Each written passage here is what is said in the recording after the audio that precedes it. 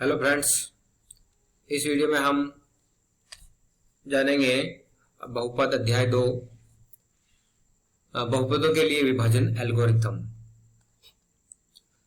पहले भी हम छोटी कक्षाओं में पढ़ चुके हैं भाज्य बराबर भाजक गुणित भागफल धन शेषफल।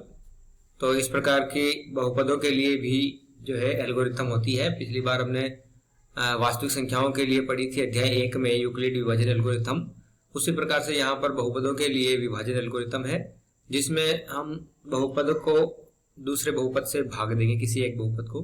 तो यदि px और gx कोई दो बहुपद है, दोनों बहुपद हैं जिनमें चरराशि x है, जहां gx नॉट इक्वल टू 0, यानी कि जिसका हम भाग देंगे भाजक वो कभी भी 0 नहीं हो सकता है, तो हम बहुपद qx और rx से ऐसे प्राप्त कर सकते हैं।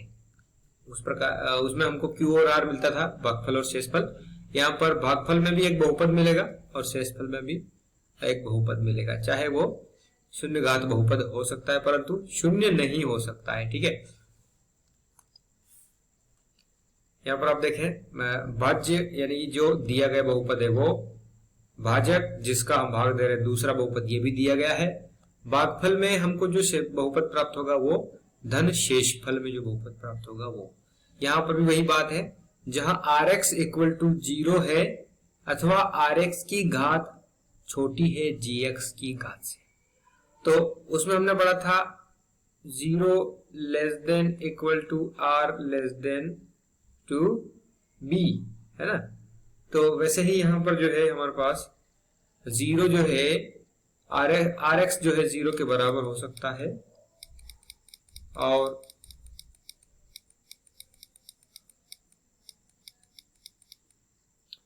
rx की जो घात है वो हमेशा ही gx की घात से छोटी होगी। यानी कि अगर घात छोटी हो जाती है तो हम भाग देना बंद कर देते हैं। यह निष्कर्ष बहुपदों के लिए विभाजन एल्गोरिथम कहलाता है। कुछ भी नहीं करना है, ध्यान से समझेंगे थोड़ा सा कि एक बहुपद को दूसरे बहुपद से भाग देते हैं तो एक भागफल में भी एक बहुपद प्राप्त होता है और शेषफल में भी एक बहुपद प्राप्त होता है। तो उनको हम भाज्य बराबर भाजक गुणित भागफल धन शेषफल के रूप में लिखेंगे। तो यहाँ पर मैं जो है इसको थोड़ा सा अलग से शो कर देता हूं कि जो px है वो बहुपद यहाँ पर हमको लेना है और जो भाग देने वाला भाजक है वो बहुपद हम यहाँ लेंगे। तो हमको कोई न कोई एक qx भागफल के रूप में एक बहुपद मिलेगा और यहाँ पर सिंप्लीफाई करने के बाद एक rx बहुपद मिलेगा। ठीक है, आइए अपन इसका इम्प्लीमेंटेशन करते हैं आगे।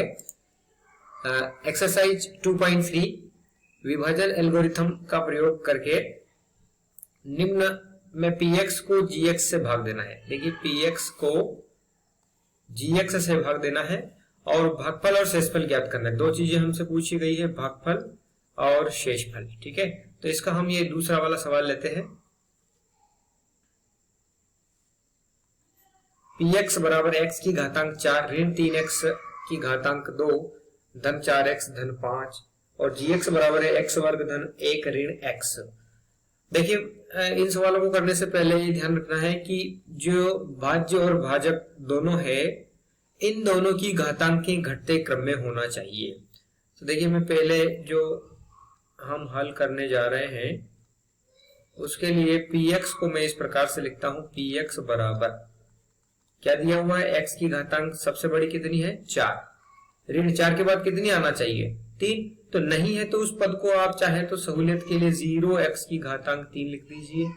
3 के बाद 2 घातांक वाला पद हमारे पास है ऋण 3x वर्ग, चिन्ह सहित हम यहाँ लिखेंगे ऋण 3x वर्ग धन 4x धन 5 और जिसका हम भाग दे रहे हैं gx उसे भी हम घातांकों के घटते क्रम में लिखेंगे।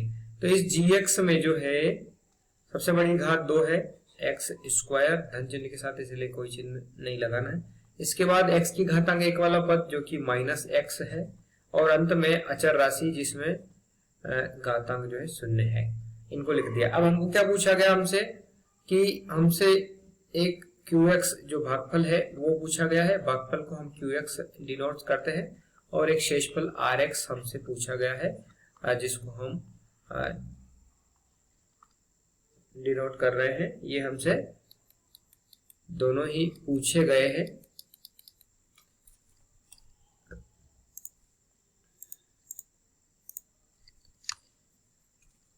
ज्ञात करना है हमको ये।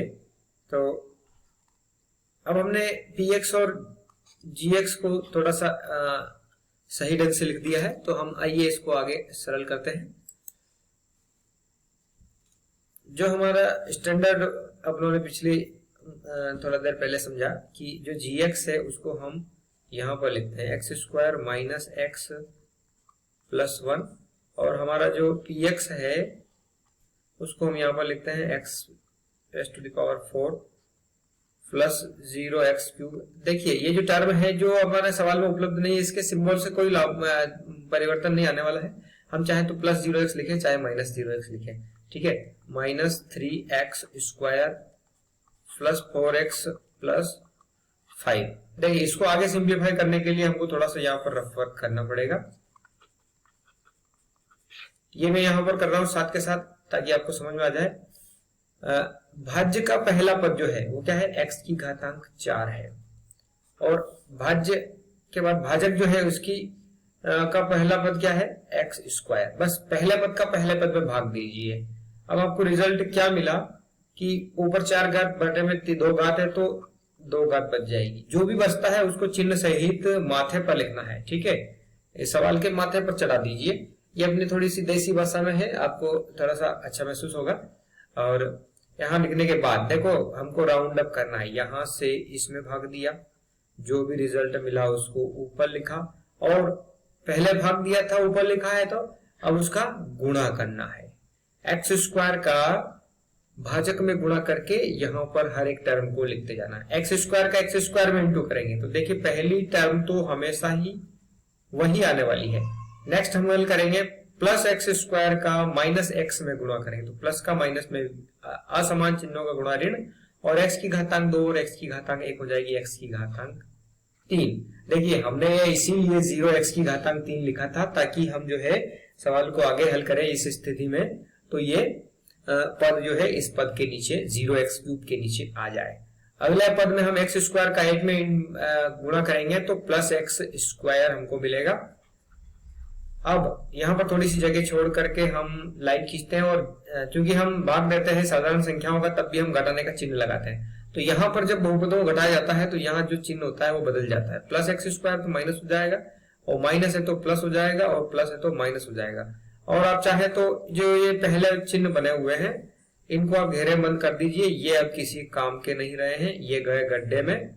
नेक्स्ट अब हल करते हैं तो ये चिन्ह हमारे काम के रहेंगे, ठीक है। तो ये ध्यान रखिए प्लस एक्स स्क्वायर और माइनस एक्स स्क्वायर एक दूसरे को निरस्त कर देता है।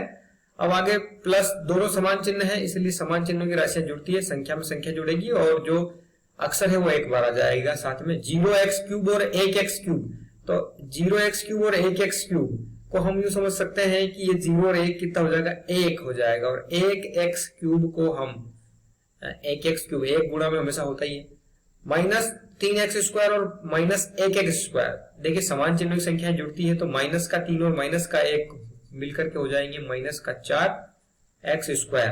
आप देख रहे हैं कि 4x प्लस 5 में से प्लस 4x एंड प्लस 5 में से कुछ भी नहीं घट रहा है तो बची हुई टर्म को हम एज इट इज उतार देते हैं। ये हमारा हुआ पहला राउंड, पहला चरण हुआ। दूसरे चरण में फिर क्या करना है, दूसरे चरण में हमको मिल जाता है नया भाज्य x cube minus 4x square, x cube minus 4x square minus plus 4x plus 5। तो इसे हम हल करेंगे दूसरे चरण में। वही प्रक्रिया हम दोहराएंगे कि जो भाज्य है नया भाज्य उसके पहले पद में भाजक का पहला पद एक्स स्क्वायर का भाग देंगे तो आपको मिलेगा एक्स की पावर 1। यहां से हम नीचे आए, यहाँ अब जो बच रहा आ रहा है भागफल में ऊपर लिखेंगे। ध्यान देने वाली बात क्या है कि जो हमने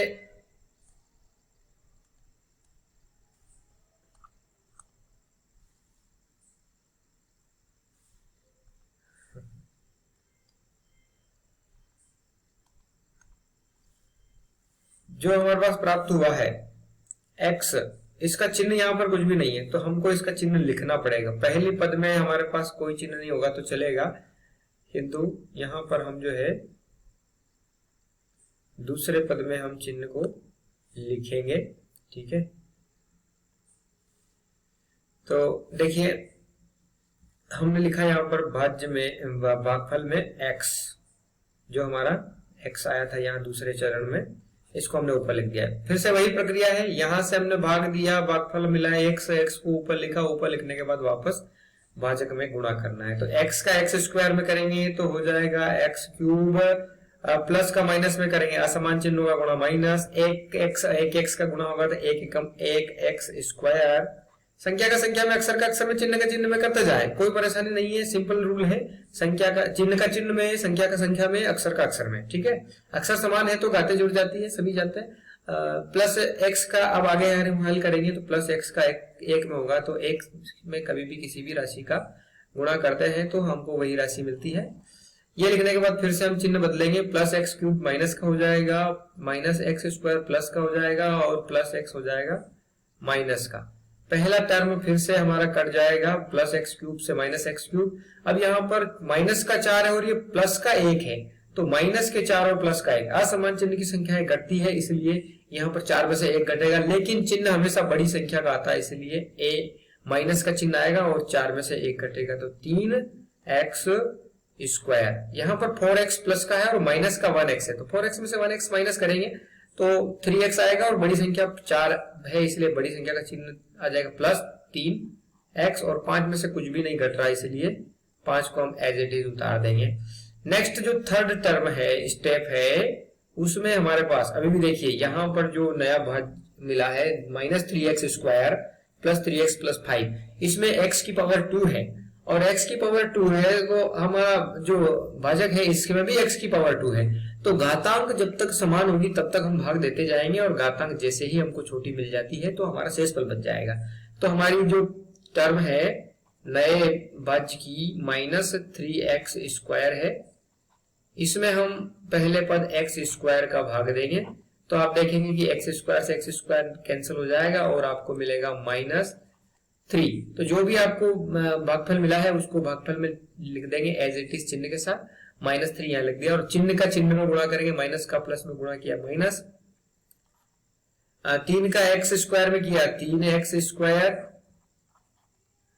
माइनस का माइनस में गुणा किया तो प्लस, समान चिन्ह में गुणा प्लस, 3 का x में किया तो 3x, और ऋण 3 का 1 में किया असमान चिन्हों का गुणा ऋण 3 एकम 3, और यहाँ हम घटाएंगे इस प्रकार से चिन्ह बदल करके घटाना पड़ेंगे। तो चिन्ह बदला हमने, माइनस 3x स्क्वायर का प्लस हो गया और ये प्लस का माइनस हो गया और ये माइनस का प्लस हो गया, तो माइनस 3x स्क्वायर और ये प्लस 3x स्क्वायर कैंसिल हो जाएगा।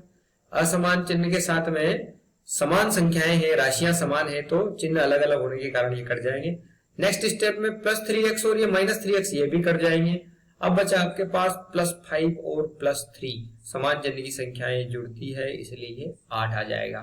तो हमको क्या मिला यहाँ पर देखिए ध्यान से, ये सारा रफ कार्य है। मैं यहाँ पर लिख दे रहा हूं कि हमारा भाज्य क्या मिला है हमको, भाज्य और भाजक तो दिया होता है, सॉरी, भागफल हमारा है भागफल को हमने अभी डिनोट किया था QX से, ठीक है, और जो हमको मिला है क्या, यहां से हम लिख देंगे x square plus x minus 3, और शेषफल जो RX है वो क्या मिला है 8। तो ये हमारा हुआ है आंसर। ठीक है, धन्यवाद। अन्य सवालों को भी आप हल करें। धन्यवाद।